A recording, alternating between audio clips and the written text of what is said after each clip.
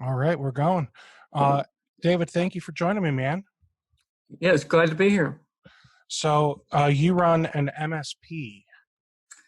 Yes, Xenix Technology Solutions. We're out of Georgia, kind of all over Georgia, but Okay.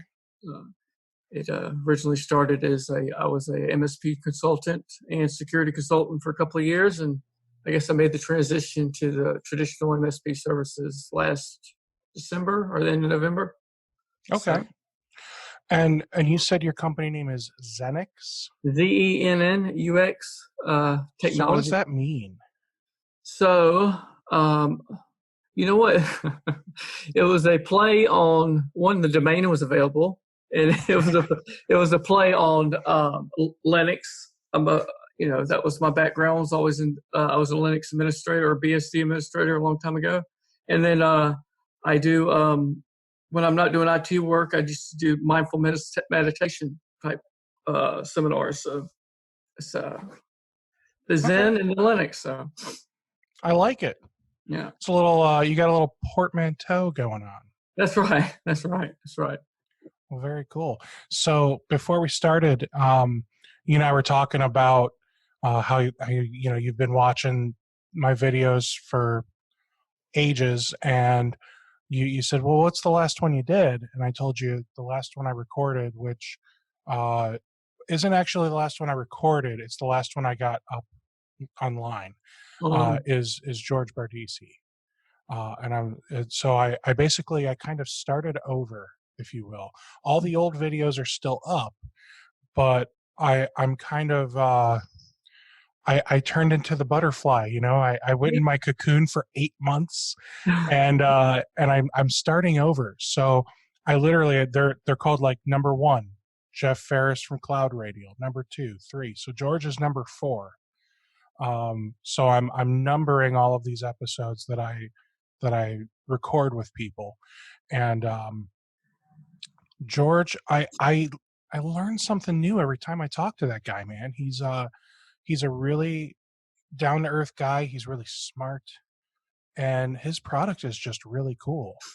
Yeah.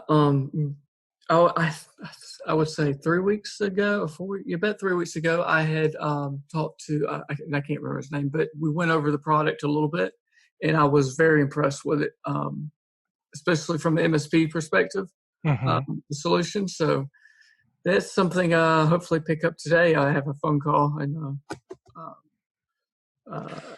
So BVoIP is a much different animal than like all the other VoIP companies out there for MSPs, mainly because you're not selling voice, you're selling software. That's right. Yeah. And then because you're selling software, you don't have to worry about, the taxes and all the other stuff that comes with being basically turning yourself into a telecom company. So that's the one thing that's really intriguing about BVoIP. The other thing is just all the integrations, man. Like even if you never resell it to a customer, David, are you using ConnectWise Autotask? Yeah, ConnectWise, and I was really impressed with that type of the integration they had there and the functionality. It's like, well, definitely would implement it in-house first thing. Yeah. So yeah, even if you never resell it, just having it for yourself is super cool. And then he was telling me like, well, for the guys who are all about going all in on Microsoft, because the Microsoft 365 and Teams Voice or whatever they're calling it, right? So Teams now offers the VoIP phone stuff. So he actually has a way to integrate BVoIP with Teams Voice, so that way you can still use Teams as your unified communications platform, but then you can still get those screen pop-ups to your PBX from your PBX. That way it still integrates with ConnectWise and all that other cool stuff. So it's kind of like the win-win. Yeah, I'm a big fan of Teams, and I was, when it first came out, I was like, we get Slack. Whatever. I hated it, man. I did, but I've actually grown to like it a lot. And I actually did a project where we integrated 3CX with Teams. Nice. And it worked beautifully. But Yeah, I gotta say, I hated it when it came out, and I don't even know that I hate it now, but now it's there's a guy, Brian. We tease Brian, but I love Brian, man. He's a really great guy. But he is a huge proponent of Teams. And now I'm like I'm on G Suite just because Brian won't stop talking about, like, the first rule of Fight Club is to not talk about not talk Fight about Club. Fight Club. The Yeah. first rule of Microsoft is to never shut up about Microsoft. Yes. That's got to be it. So because he's such a big proponent of Teams, I'm like, screw it, I'm going G Suite. So, I tell you what happened. He's like, you should get Teams Voice, man. I'm like, nope, no, I'm going all in on Google Voice. You've done it. A lot of small business clients are on Office 365. Well, you can set it up where your two tenants are trusted, and you could chat between the teams of other clients. Big mistake. Because then they start requesting through Teams and everything else. But it is a neat feature there. Just now you have to have somebody to man the damn Teams portal or redirect them. But so what are your thoughts on? Did you get the email from Microsoft that they're rebranding some things? For the to the Microsoft 365. Yeah, so they're rebranding all of the Office 365 stuff as Microsoft 365 stuff, which I think this is going to be good, but at the same time, it's you haven't had stuff around long enough for people to figure out what it's called already, and you're changing the names on us again. The admin portal. I mean, any of those admin portals, they change, every month and a half as they move those things around. I think it's going to be good. What it might be limiting is, a lot of, at least I do with some things, I package the license along with Office security products that share a web or something like that. You know what I mean? We kind of bundle it together. I don't know.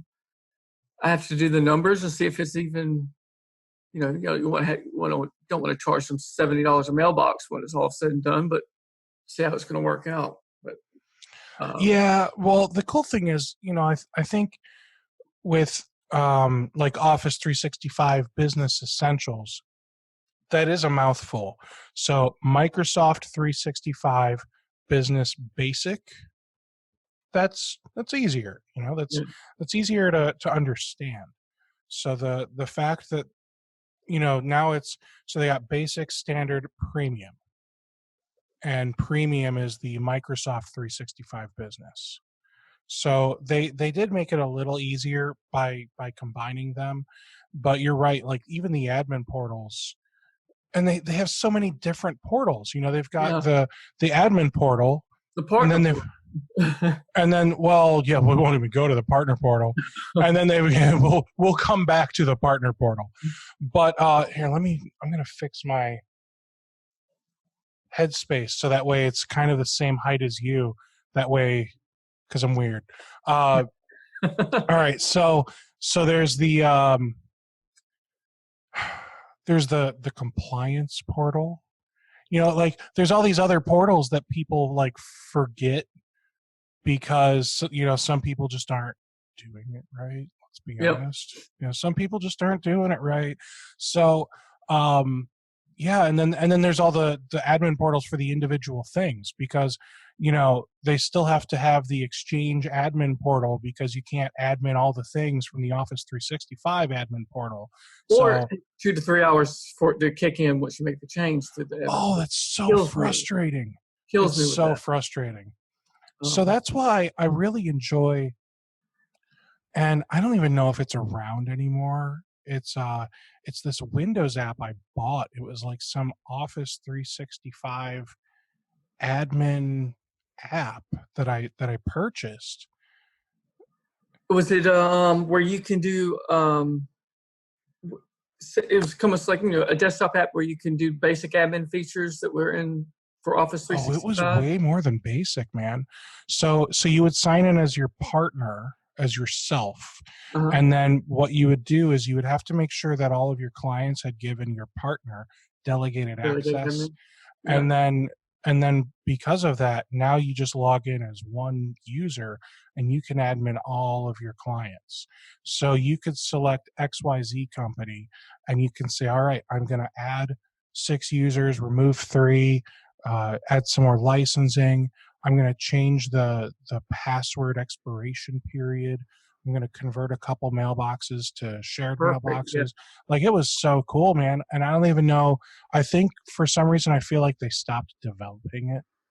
I did some work for an IT company, and one of the guys I think had that, and I ever since then I've been trying to Google and find the name of it or something, and I never could. So if you remember it, it's still available. Definitely let me know.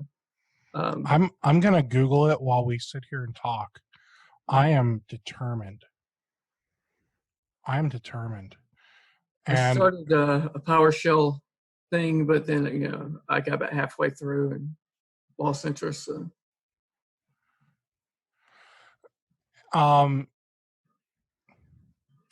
Yeah, this is harder than I suspected because I think it's just gone. It's just gone. Microsoft probably bought it.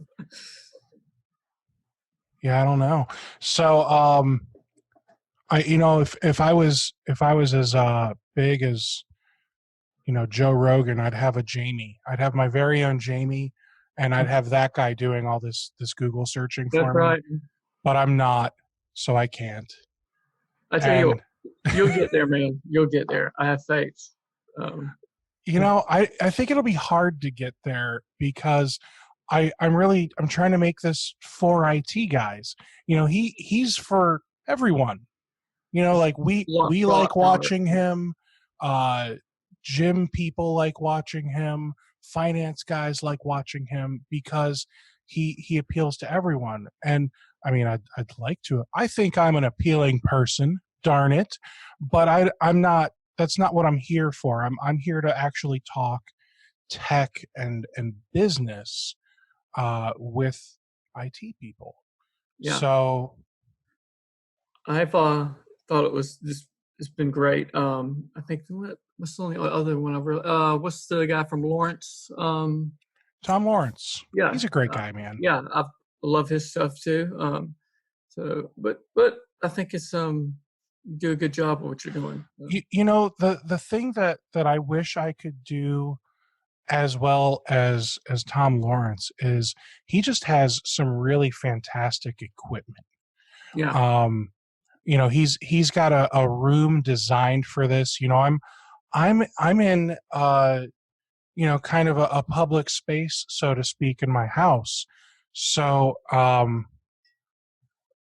like I've got the blinds are kind of open. I'm gonna see if I can maybe get those closed because they're putting like so much light on me.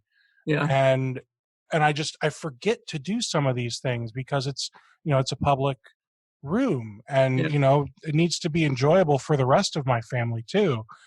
But at the same see how much my lighting changed just by closing those. Yeah. Like it's ridiculous. And then if we turn off the light in the room, it gets even better. It's weird. The more lights you have off in the room, the better the lighting is on camera. Which is weird because you think like, well, camera it'll have a better image if you've got better lighting. But that's not the case in this room because the room's just so it's got a skylight, so I just got so much light coming in this room already. I need to reduce the light. Yeah. So it's weird. I can't find this app, and I truly think it's because it's either gone or sold. Yeah. Well, that's a shame, and that's kind of been a headache. Is that it would? I wonder if I can get a hold of that guy. That used to use it, the IT company I do some work for, and most 90% of the chance it's the same app.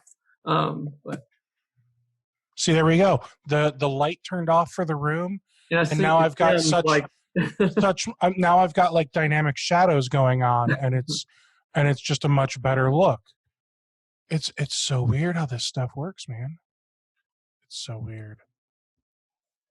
I did not realize how much went into that type of stuff until I did church, the audiovisual for church, and it was Mm-hmm. like, oh my goodness. So I took a volunteer position with my church. I am the tech director. So I am in charge of audio, video, lighting, the website. We just started a new giving app. So like we're migrating from for those of you that are church people, we're migrating from Easy Tithe to PushPay, and PushPay is actually going to make an app for my church. So you'll be able to like go to the app store, you'll be able to download an app. It'll say my church made it. Like it'll be really cool. Cool, Um, cool, yeah. so like I'm really excited about that.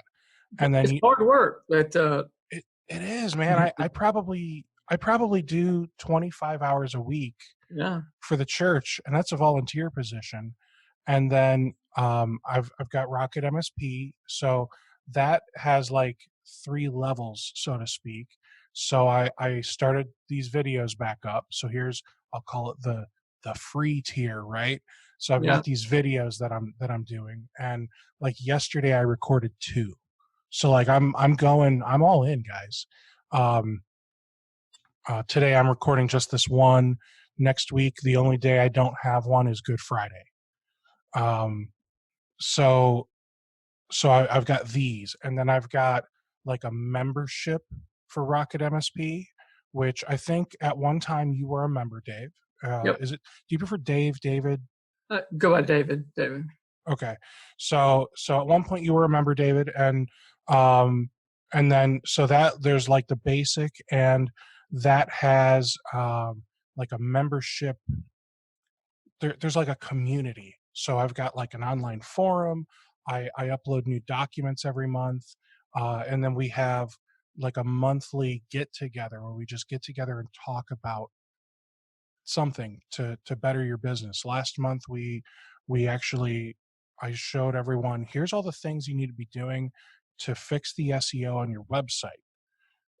So for the guys that are like me, who are just smart enough to be able to do their website or better, the guys that actually do website design, I actually do web design. Um, and do the website stuff, but maybe just got frustrated when they were working on their own, and threw in the towel when it was good enough. I showed them how to do the SEO stuff. And then there's the premium tier, where every week we get together and we do like a peer group, and I sit down with people, we talk about wins, challenges, and then I give them some homework. And so I'd say with Rocket MSP, I'm probably doing another 40-ish hours of work a week. And then I also run an MSP. And thankfully, that's on autopilot. My MSP is small. I let it shrink because I really enjoy what I'm doing with Rocket MSP more. Yeah, So I might do an hour, 2 hours a week on the MSP, but still I'm doing 60, 70 hours a week of work. yeah. and and then my wife's always mad at me because I'm always tired, which I don't blame her. Yeah. I did But it to myself. I think anybody who's been in managed services long enough has gotten that you work too much or you work too late or that. Hmm. So I used to joke with some of the younger guys I work with. I said, you can keep doing this about 5 years, and this just seems to be the average where people might leave, go out of managed services, and it's usually because they're trying not to get divorced. but Oh man. but no. I have to. I'm I've got all these little side projects going on, and I always overwhelm myself with things. But I think now with what's going on in the world with the COVID-19, I'm going to try to focus in. Like, well, we were talking about what I was going to do a local meetup for small business owners, um, for them to come in and ask anything from, all right, I want to have this goal here, but how do I get there with technology? Or, hey, my server's this much a month, am I getting screwed or not? Things like that. So a form where they could ask that, and then I think I'm gonna do that. Bring that virtual, maybe to a Zoom type setting. So good. If anybody out there is interested, and I'd like to have subject matter experts at times and different things like that. So I just want to make sure I'm understanding it correctly. You want to have something where people local to you, or potential like prospects or leads, can come and ask you questions, and you can educate them on if they're doing it right. Basically. Yeah. Oh, exactly. And the reason I did that is because I found my clients are all over. They're not really localized. So I've got clients in Texas, California, Seattle, Georgia, here where I'm at. A lot of times when I come in, and you might have seen it too, they've been sold something that they don't need, or they didn't know. They didn't know and that's options the worst. out there. Yeah. And it's try somewhere that you can bring the small business community in, that there's no agenda there. That they can get honest feedback on technology and how to implement different solutions and what their options are there. So the thing I'll say is doing a virtual meeting, use Zoom and invite people in and educate them and help them understand if their stuff is working, or if they have the right thing, or all that. Like that's a great idea. You should absolutely move forward with it. It needs to be consistent. You need to if you're going to do it weekly or monthly, it always needs to happen. It always needs to be on the same time. It needs to be on a schedule. I'll say that it may be difficult for you to get other IT guys on with you, only because it's one thing for me to bring IT guys on, because I don't feel like we're competing. Yeah. And it's because we're not. I'm just hosting a video where we talk about important things. But for you, you're actually bringing on competitors, we'll call them. They might not be local to you, but you are bringing on competitors to assist you with things. And basically, you're saying you want to get some experts. I could, and then there is the chance that they would go to them or undercut and all that stuff. Well, not just that, but what is that? So there's always that two sides to the coin, right? So one, it's great because you're showing people, hey, you know what? I have a great network of experts. So even if I'm not able to do something, I know someone that can, and I'm going to get it done for you no matter what. But on the flip side, well, how if you don't know this, like what the hell do you know? Yeah. So that's why I always and I think I sometimes psych myself out with that stuff, and that's why sometimes sometimes I'm just like, well, maybe I shouldn't do this because I get that like imposter syndrome. Yeah. And I know I'm not the smartest guy. Like, hold on. I'm not saying I'm an idiot, okay? I just know I'm not the smartest. Because you know everything about anything.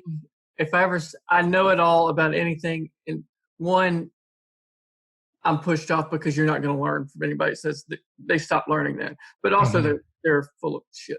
Nobody knows everything about everything. So right. And that's why I love bringing in just really intelligent people. Like, I brought Zach Johnson from Aero CMS. You've probably seen him on a few of my videos. Yeah. I call him my ancient aliens security nut. If he had hair, it would be long hair and it would never be brushed, and it would just be like that guy on Ancient Aliens, you know. Yeah, and yeah. that's what I think of Zach as, and I just love bringing him on because he is a freaking wizard when it comes to security, and he really does make me feel like an idiot because I would say I understand each of the words individually, but once you start putting them all together and combining them, that's when he loses me. Yeah. Yeah. Yeah. Yes. No, back to that, I tell you what, I will probably bounce stuff off you and then some of your viewers. What I somehow work out some type of format, and I definitely understand what you're saying there, where if I have to go to somebody for information, why would they trust me? But I was doing it more, and so if I don't know, I think that there might be a way to do it. Like most of my clients now are other MSPs that people that specialize in pen testing or different areas like they're maybe bringing them in. So you're not selling to the mom pop shops or to the SMBs. You're selling to other MSPs. Well, for the most part, yeah. For the most part, I do have a small business manager. So I did MSP work for 16 years, small and large managed services, and then I went into consulting, and the consulting work was mostly for other managed service providers, and that ranged from tier 3 projects that went offload to a lot of people that start MSPs don't know how do you run a help desk efficiently, or how do you how is the triage of tickets supposed to work? How is the NOC supposed to work, and how do you leverage automation? Things like that. Even helping people build service plans and what their offerings. And I did that for about a year and a half. And last November, I had like 6 businesses that wanted me to take over their services. So I started kind of transitioning away from purely consulting to offering them more managed clients. But a lot of even my current opportunities now are smaller MSPs that want to outsource either their not work, or they don't want to. What I found is a lot of companies don't want to spend the money and the payroll on a tier 3 guy that's going to eventually leave for more money. So why not just outsource the project work, something. So that's kind of been my bread and butter here lately, where it's kind of going. But so, how is business right now with coronavirus? It is so with I've got I got 2 IT companies in Seattle that are in the Seattle area that are being hit hard. But they're all locked down, and one of them is got a lot of projects that backed up that he's dumping to me that's gave me work, so it's been really good. But like my local clients here in Georgia, everything's almost like a standstill. Everybody's kind of waiting to see, what happens or what unfolds here, I guess, in the next couple of months, or what. I feel like there's a lot of apprehension. The salespeople have not stopped calling for sure, but it's kind of where I'm at, and I've started coming up with new ideas. I think you're going to have to, I think our world's changed completely with this. Do you think that the changes are going to be permanent? I think the longer that this goes on without a vaccine or something like that, yeah. You're looking at something that the rate of infections with 1 to 4. Yes, it's not, the mortality is not, it's what, 3 to 8% like that. But you have a sick workforce. Is the mortality rate that high now? I think it depends on the area where you're at, the more congested areas. And but say everybody was, there was no deaths in it, and you're looking at people that are sick for 14 to something days, that's going to affect the economy. And then my wife was an esthetician. Hmm. Uh, that which is she did uh, laser beauty stuff or whatever up in Atlanta. Um, I mean, that's until they have a vaccine or something that might go away. That might not be a profession here for a little while. At least in that setting, in an open setting in a spa. I don't know when they might open that back up. So I just open it up. I see that in the U.S. there are now over 6,000 deaths.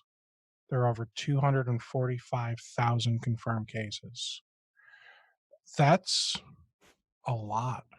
It is a lot, and this is season one.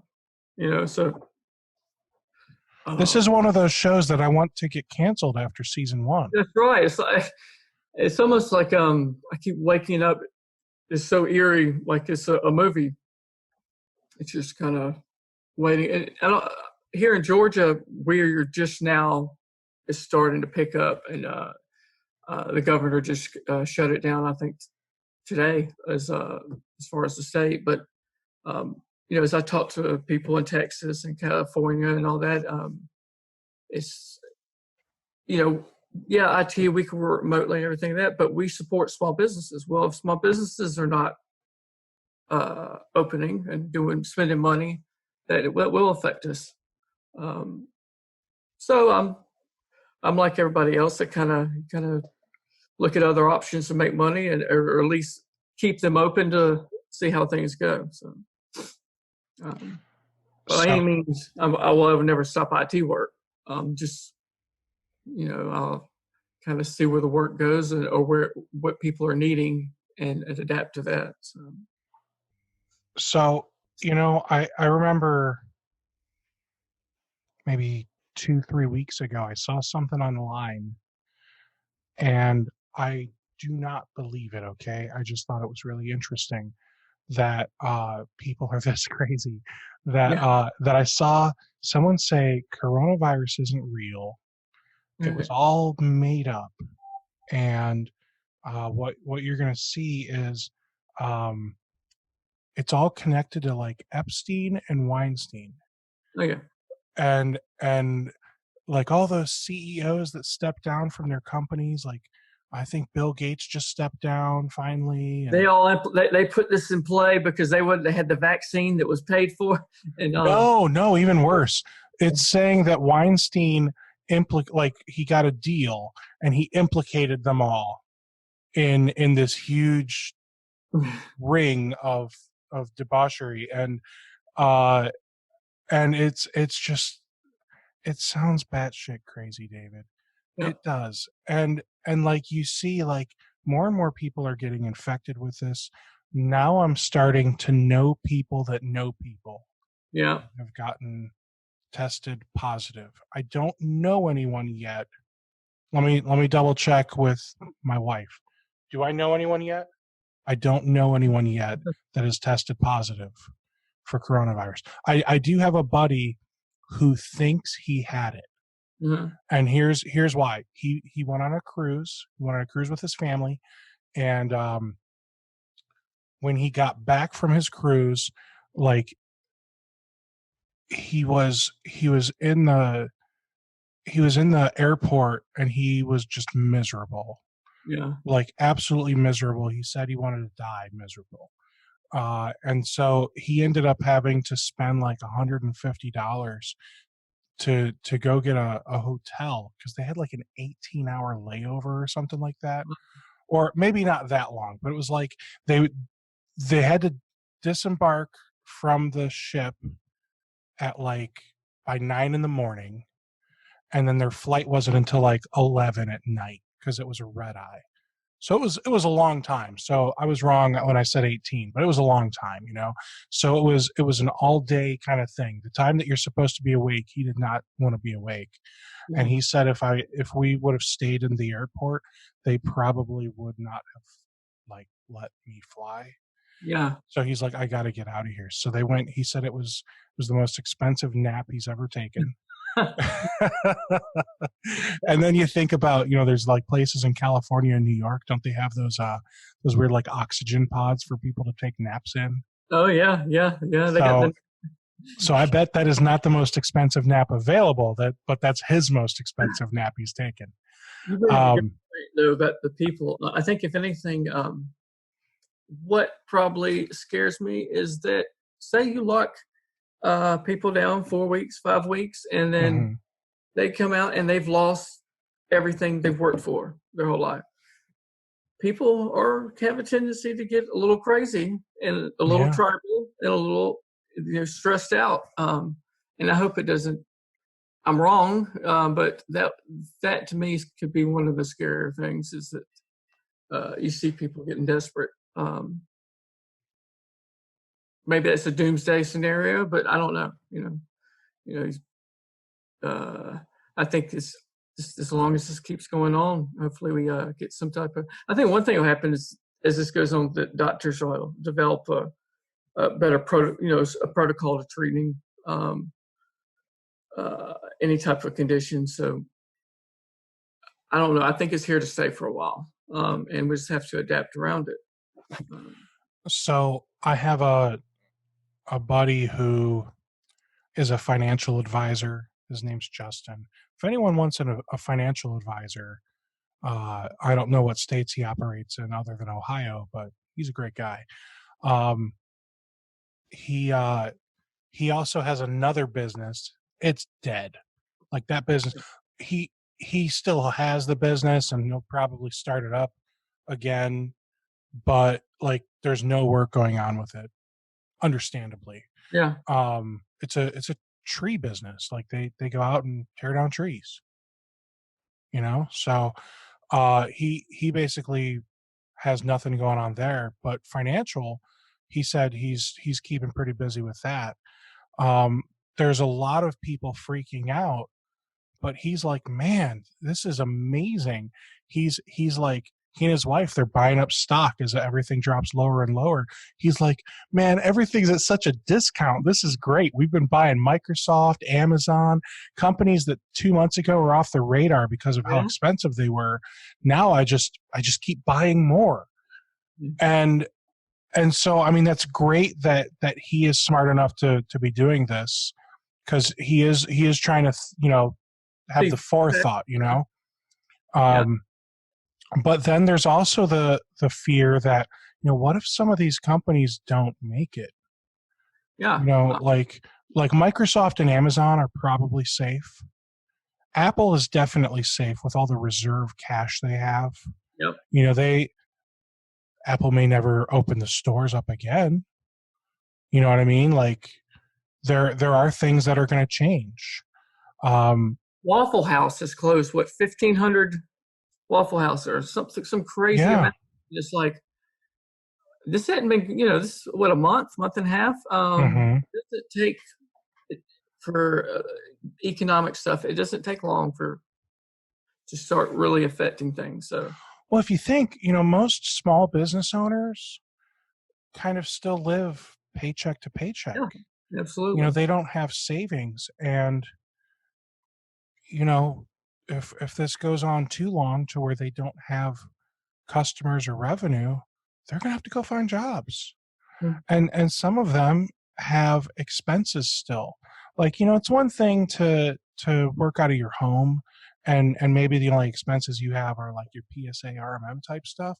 Yep. But then there's the companies where, they've got an office or a storefront that they're renting. Payroll. I mean, they got use Yeah. payroll. They've got the electric bill at the office. You're exactly right. I tell you what, I got a call yesterday, and it kind of irked me. Um, and I don't know if I'll say it was Market Authority. They do sales and things like that for MSPs and do this for the websites, and they generate leads. And anyways, I was talking to her, and she was going over the pricing. I really wasn't listening too much because I'm not in the market for it. But and one of their packages was like $700 a month, and I was like, well, with everything going on right now, are y'all lowering any type of package. What she was like, do you expect us to work for free? And I said, hold on, that's not what I said. I just saying, is there any type of, discount maybe to help some people out here? And she took it as like, I was asking if they were going to do stuff for free for them. I said, no, I understand that. I said, but if there was any time to help somebody, if you could, it would be during the damn national pandemic. Right. And then don't make it like somebody's getting a handout. Do you know what I mean? I Right. said, And people that's remember this when this clears up. And yeah, and that's really frustrating, man. Like some companies are being like sharks right now. Continuum And went 30% up with some of their stuff. And I don't know if that was true that I read, but that was who's this? Continuum. Continuum. Are you saying that their prices or they're just up There, on usage? one of the MSP owners I work with sent me something that had where Continuum. He was notified by them that one of their packages. I'm not a Continuum user, but one of their packages was going up by 30%, and this was That's insane. Although I mean, speculation, it could just simply be that was decided before this happened. Um, when was it announced that they got purchased? That was, let's see, I had just re-upped on my Automate licensing mid-February. Okay. So, I mean, you got to think there are some people that say this is kind of status quo for some venture companies. I tell you what, right, and ConnectWise is one that I do consulting for ConnectWise at times. I mean, I know these people, but some of their pricing stuff really irks me. And if I see companies that, if someone works one thing, but if they're blatantly going up on it, I'm not going to use them anymore. I'll find another solution. I don't care how long I've been with them. How long have you been with ConnectWise? Oh, let's see. I've probably put this way. I've been through the onboarding 6 times with different companies over my whole career. So I've been using it since when did LabTech move? LabTech was in Toledo and had just and I was with LabTech then. And the good old days. Yes. What was his name that coded LabTech? Used to run the website Lipstick on a Pig. But yeah, so it's been 2005, 6, somewhere around there, maybe. So when they first came out, or when they first purchased LabTech. So it's been a while. I've also worked with Autotask. One of my old bosses is their VP of networking over there at Datto. So I have no problem switching. I don't, don't want to. Don't want to. Is what I know, but also you can't get support there from anybody anymore. So over ConnectWise. Yes. Now, if you want to buy something, you'll get 20 calls. Well, is it? Are you saying right now, like at this current moment in time, or for the past months or years? Oh, since I went from when I was doing the MSP consulting, it was Datto and Autotask. So I went back to ConnectWise when I started Xenix and during December. And the package they gave me, they didn't do the onboarding thing, but the package they gave me was the chat support and then so many consulting hours. Chat support's completely useless. It's just have you read this KB article? You read this KB article, create a ticket, and then you're lucky if you hear somebody in 5 days. So I gotta say though, that's what a lot of them do now. Yeah. And I don't think if we look at this from the other side of it, that is also what we are supposed to be doing to our customers. We're supposed to be building KB articles.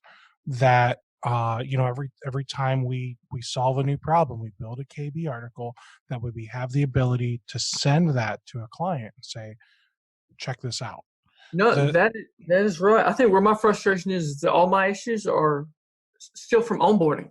They didn't onboard me right. They didn't create the right, and so it's been going on 4 months now. And like, that's a I problem. didn't have a way to pay them for a good 3 months because they didn't have they have a website login that you can e-pay.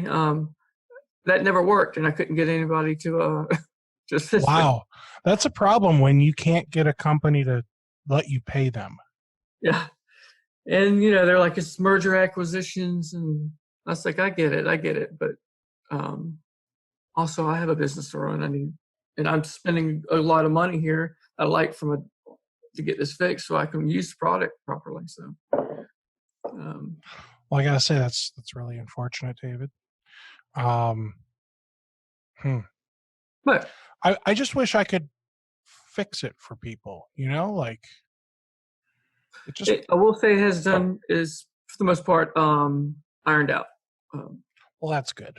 Yeah, that's very good. So you don't think life is ever going to be the same ever again? I don't. I think it's going to be different. I think the whole good different. It could be. I think there's positive in all of it, but I think economically it's going to be a little bit difficult, and the difference is going to be made out on how long this goes around. We don't have a vaccine, or well, it's going to be months before we have a vaccine. Yeah, and then this is kind of season one. I think this is going to be kind of seasonal type deal. And then next year, I think if we don't have a vaccine, people will prepare a little bit better and everything else. But you figure if there's not, how would the government open up free travel to China? And you know what I mean? Well, I think we can't even think about how's the government going to open up travel to China. We still have to figure out how's the government going to open up the economy. Yeah. How's the government going to open up businesses again? Yes.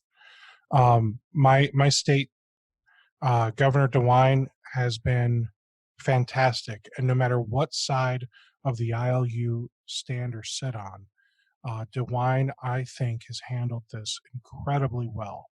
He has been kind of in front of this, so to speak, to where he's going on TV every day, having press conferences. He has been very proactive with, stay-at-home orders and shutting down schools, and he did things early on.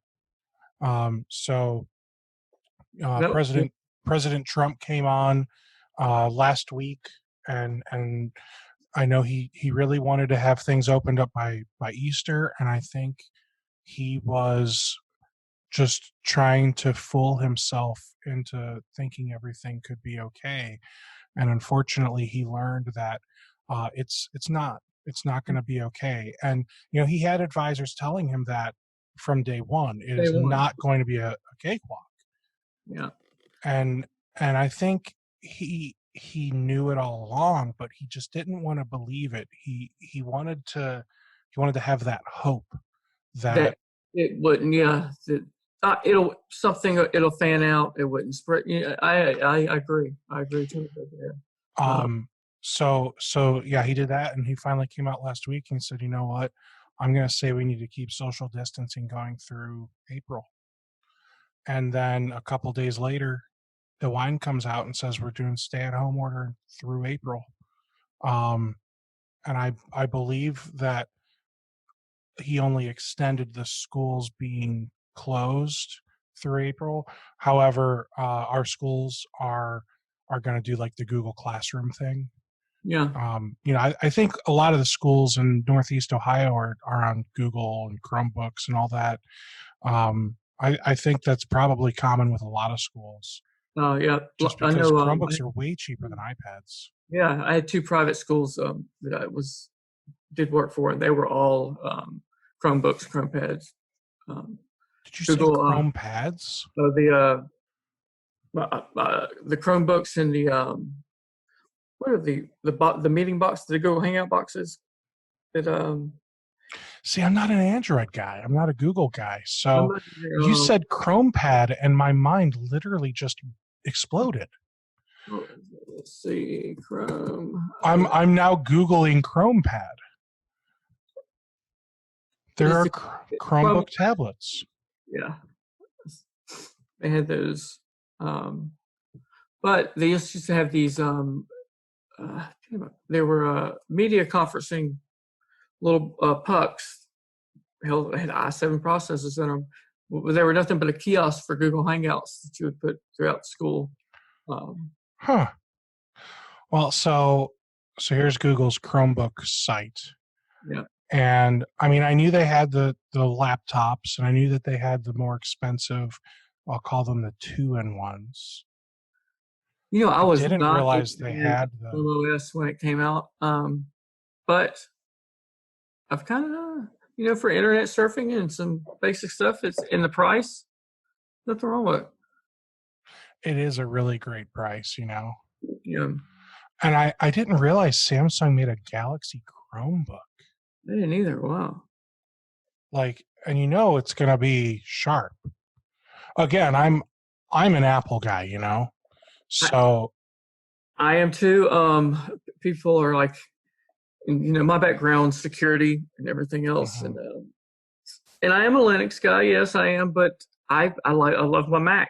I love my iPhone. If I need to, spin up anything, I put VMware on there, and I have a Windows desktop if I need it. So let's talk about Apple for a minute. Mm-hmm. Let's go to apple.com here too. Why not? So let's I've got one. I have no idea. So first of all, did you take a look at the iPad Pro, the new one they launched? Briefly, somebody has showed me something, but I haven't, not in detail, but I did see it. So is that a keyboard? It is, man. So it's still separate. So let's just back up a second. Are you familiar with the newer iPad Pros at all? Yes. Even the 2018 model. So they had a keyboard case for it. Yeah. So they redid the keyboard case for it. The new keyboard case still has that magnetic smart connector. You'll see now it's got this little USB-C port here. But wait, there's more.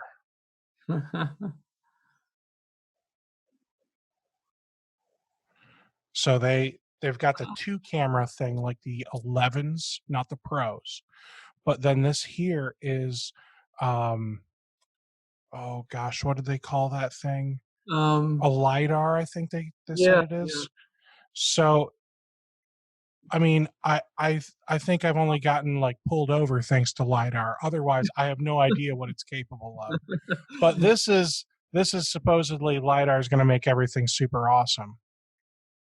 But wait, there's more. Same pencil. With the new, they say yes, it floats.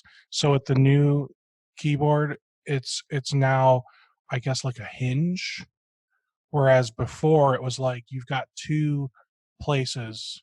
In fact, here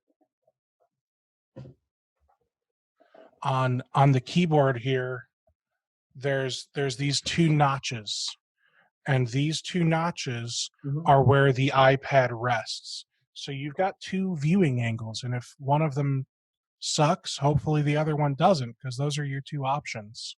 What's the price tag on that thing? A lot-ish. I like it. Yeah, and then check this out. It's got It's got a trackpad on the new keyboard, man. Dude, the new keyboard case is $350 for a keyboard case. That You is my can only thinking with some of that stuff. you can buy I a Chromebook for the price you can buy the iPad's keyboard. I the last big tablet purchase, I got a Surface Pro, and to be honest with you, I absolutely love that. Um, with especially with Visio drawings, I can plug it up and uh, on site. I can do a lot of on site stuff with it, as long as you get the version that one has enough RAM in it, and you get it where it has the full OS with Mm-hmm. not the I don't know what they're called, RTM or RM something, where you can install the regular apps. But this, I will say that the trackpad works really well, man. I love the pen. No, the mouse Yeah. on the iPad. So I've been using my Apple mouse Hmm. for a few times here and there, and I I've been pretty pleased with how the mouse works on the iPad. Um, but when you go to buy one of these, and I don't have the 2020, I bought the 2018 model like 3 or 4 weeks before the 2020 was Yeah. announced. I bought it refurbished from Apple, so I saved some money too. And I got to say, because there's one reason why I don't even care about the 2020 model, I'm not like disappointed. Um, the new keyboard would work on my iPad if I were so inclined. Um, so the big reason why I don't care is they literally on the A12X processor that they've been putting in the iPads for the last couple of years, Yeah. they had one of the GPUs disabled. Huh. So all they did was enabled Enable one it. of the GPUs so that way they could reskew it, and then they called it the A12Z. So this is literally the same CPU. It just has one of the GPU cores that was Mhm. disabled enabled. Yeah. So yeah, let's get the 12-inch, the space gray. They did up the storage. So the smallest storage they have is instead of 528, it's 128. Or I'm sorry, instead of 64, it's 120. Wow, I butchered that, right? Instead of 64, it's 128. And I got the Wi-Fi model, and I got the Apple Care there, and then continue, and then I got the accessories too. So um, we'll add that to the bag. RocketMSP engraved. Yeah, but when you buy it refurbished, you don't get those accessories. And then so I got this, and then I got this, and they do have like little docking stations for it too, which is pretty cool. So I mean, if you review the bag after I added everything to the bag, I mean, that's 15. for the cost effective model. And remember, that's not even the right keyboard. It's Yeah. $150 more once that other keyboard's launched. And people are going to be like, 128 gigs isn't enough. I want the 1 terabyte model. So Yeah. I'm so the I same. mean, you could easily get an iPad Pro that costs as much or more. You could spend more the iPad Pro than you could on a MacBook. I just ordered a server that was less than that. So. Yeah. Speaking of servers, if you ever checked out and like you're not a sponsor or anything, but there's a company called Tech Mike out of New York.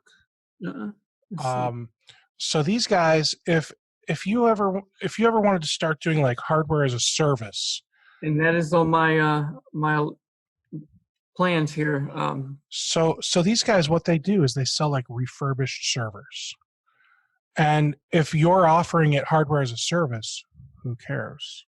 You're Yeah. the one that's got to warranty the thing. You're going to make sure it doesn't suck for the customer, right?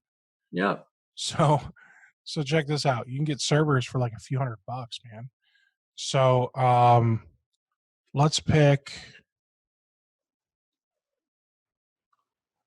uh Let's build that up. model. Let's get number of CPUs. So they don't have any. What, that doesn't work? What's going on here? Show more. What was Well, that? let's pick like the most expensive looking one I see, $390. So that's an R730. Make a note here.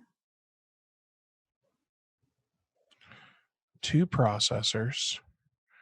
Let's get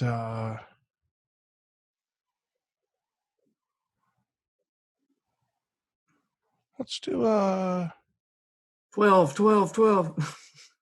well, I'm thinking how can I get something cost effective, you know? Yeah. So let's get like this 2648 core. And let's get 8 memory. And let's have them be 16s. And then we need a RAID controller.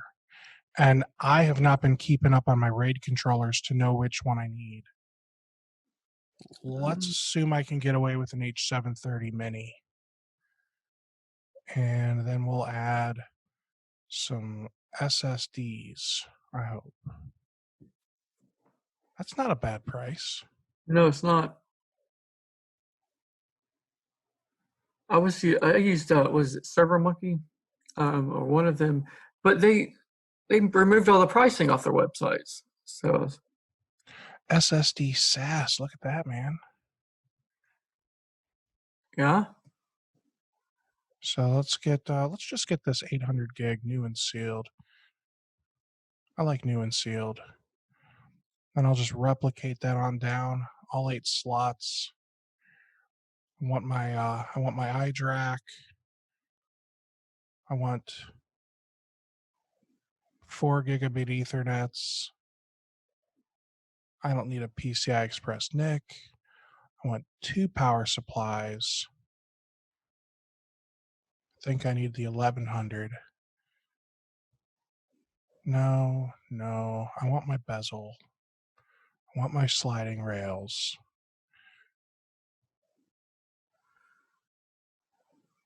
Warranty. Let's extend that warranty out a year.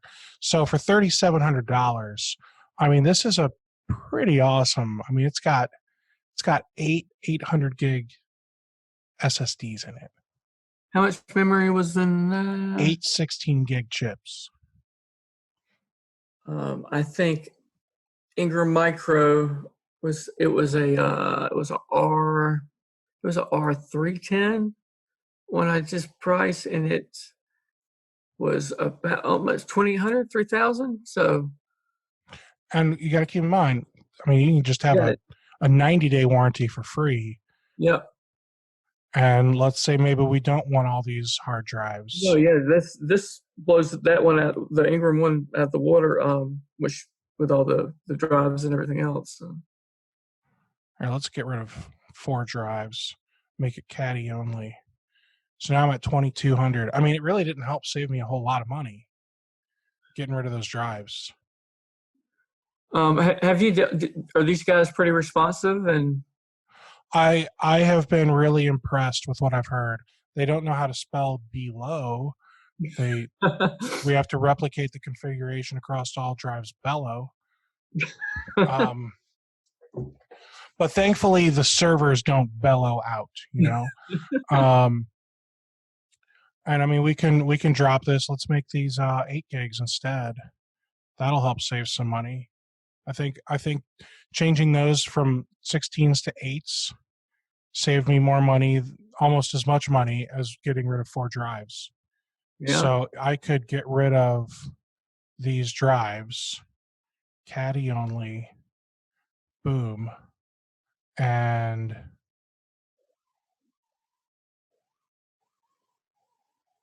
I've got 8 8s.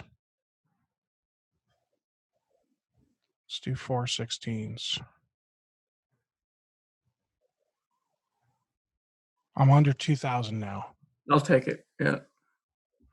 And I mean, you know, 4 16s, in my opinion, isn't enough for a server because pretty much anything I do is virtualized now. Mm-hmm. Even if it's a single server for a client, you virtualize it because it's so much easier to back up a VM. It is. It is. It is. I'll put Hyper-V on it or whatever, and put the OS on top of that so I could for disaster recovery or in backups. It's a lot easier to manage.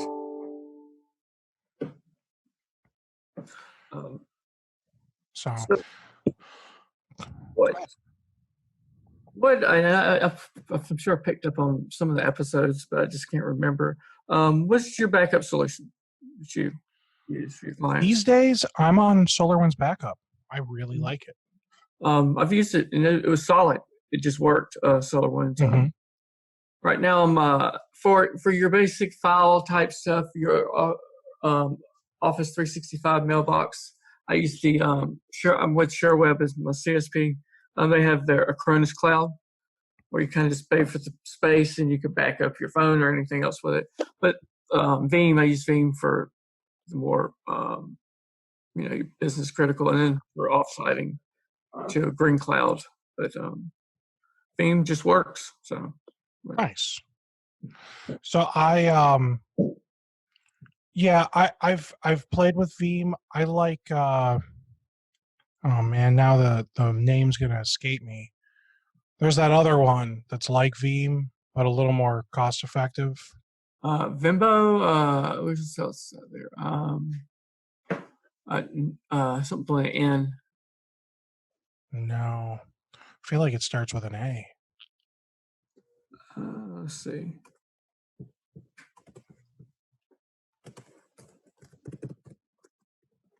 Because you're thinking Vembu. Yeah. I can't believe the name has escaped me. Let's see.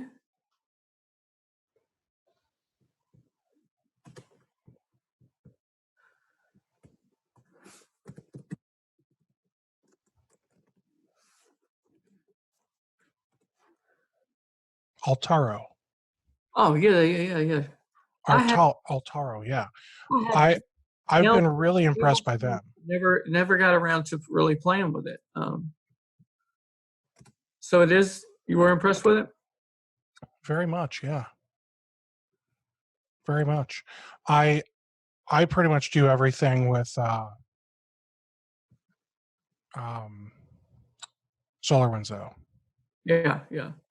No, I did a lot of work for a couple of companies, and they all use SolarWinds Backup, and it's, to be honest with you, it was solid. It was a solid product that worked. What I've done here with my Zoom. Let's see here. I don't want something I have to babysit, and you're fighting with the software more than your solution restores. I know Lawrence loves Ubiquity, and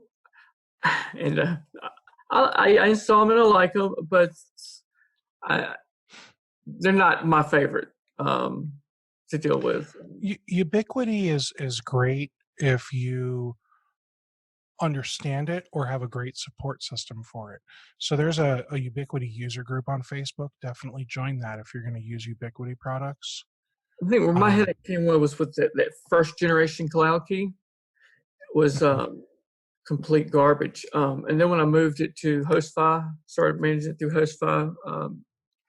You can make your own hosting. Yeah, I did. I had them at Amazon, and then I just I was like, I'm a pretty lean shop. I didn't have a lot of time, so I just built that price for Hostify into the clients. And then here's the other thing.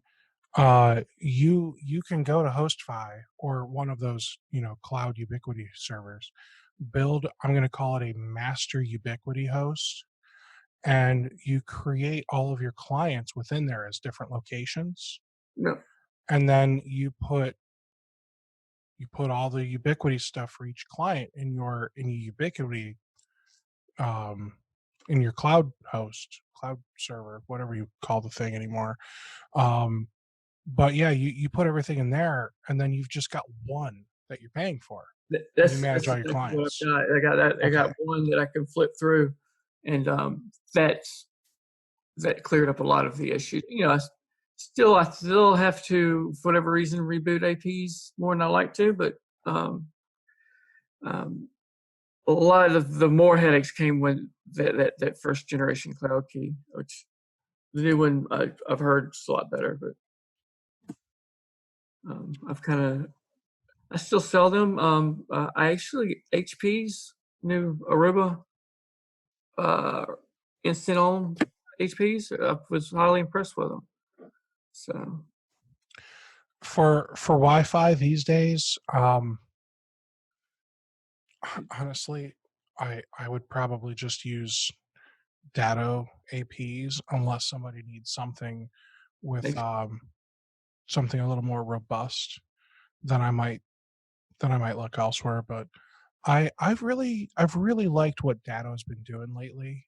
yes. Um, Shout out to John Tippett. He's VP of networking over there at Datto. That used to be my boss back in 20 years nice. ago. He's over all that stuff over there. He's done a good job. Yeah, they've got some good stuff. Let me ask you though. You know where they're switching? They have the pricing model now per month. Mm-hmm. I like it, but I've had a hard time at least selling that to a client. So, in my opinion, when you're selling managed services, you so I've got this whole pricing calculator that I've built out for members to look at, and with that pricing calculator, I've got all of the costs broken down. Is this a user cost, a device cost, a site cost? So I've got the site costs where I throw in all the networking equipment, and you just revamp, you overhaul the whole network when you go in there yeah, for a new client. Um, get them to sign a 36-month agreement, which means you can then go to Datto and get the subsidized yeah, pricing because you can sign the 36-month agreement on the equipment, and then you don't have to pay for you know hundreds of dollars of networking equipment. Instead, you get a subsidized price on it. Um, so you put your site costs in there, and then you go to your client and say, or your prospect, I should say, and you say, look, uh, I've got a bunch of costs. I'm going to do all of this stuff for you, and here's how much it's going to cost you per user, um, with a minimum of X number of users. So that way, even if let's say they're at 36 users right now, mm-hmm. you want to say, well, minimum, I don't know, 25, right? Because once they dip below a certain point, you start losing profit margin. Yeah, yeah. And it's and so that's how I do it. Other companies like to do it where you're actually showing them, I'm charging you this much per computer, this much per user, this much per server, this much per site. And if I'm going to manage these things, here's how much each of those are going to cost. I don't think that either one of those is a right or a wrong way. I think there's Yeah. many different ways to present your charges to your customers. I just I do it my way. Uh, the most important thing though is I truly believe that when you go into a client, you should overhaul their networking equipment, because as part of your fully encompassing security that you're providing to clients, Yeah. you need to know that their their um, Inside out. their And their yeah, whole office is secure. So you've got your AV, you might have your EDR solution, you probably have your DNS filtering. You should also have the networking equipment that you trust. For me, that networking equipment is Sophos for routing, and then I would probably just stick with Datto on literally everything else. Once Datto has a reasonably priced router that's able to do all the things that you would expect, yeah, um, you know, a UTM to do, then I would consider using Datto for a UTM device as well. The problem with Datto's UTM devices is they pretty much like require you to get the LTE service, and I just don't need it. yeah, I and that's their thing. Like they're basically saying we need you to have guaranteed uptime. And I'm saying, no, I need to have guaranteed security. I don't care about the uptime. Yeah. Yeah. So right when all this hit was me actually going from the consulting mindset to the MSP mindset, was getting everything down, my service offerings, and I've really been impressed with Sophos, with their products and as a MSP partner program. Sophos is a fantastic product, man. Yeah, that I was doing Bitdefender. Bitdefender's great too, but I just I really like their.